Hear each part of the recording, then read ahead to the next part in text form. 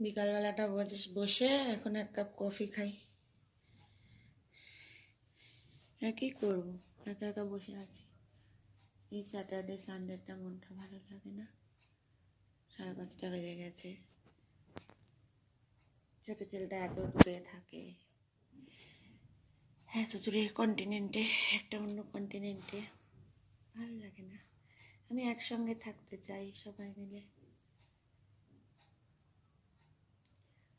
আমার বড় ছেলেটা কাছে আছে, এখানে থাকে, চাকরি করে এখানে থেকে সঙ্গে, তাই বেঁচে আছি, নাহলে আর ভাল লাগে না।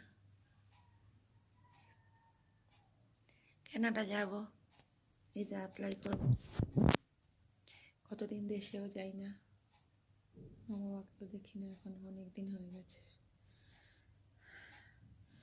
আমার ছোট বাচ্চাটাকে কতদিন একটু হাগ করতে পারি না, 2 ইয়ার্স হয়ে গেছে, হাগ করতে পারি না, নিজের হাতে রান্না করে খাওয়াতে পারি না। রান্না করি, সবাইকে খেতে দিই, সবাই খায়, আমার ছোটো ছেলেটা খেতে পায় না। যাক, বড় ছেলেটার সঙ্গে আছে, তাও বেঁচে আছে এই আর কি। তো কাজই করে, তো স্যাটারডেও মিটিং করে, আসবে, বাড়িতেই আছে।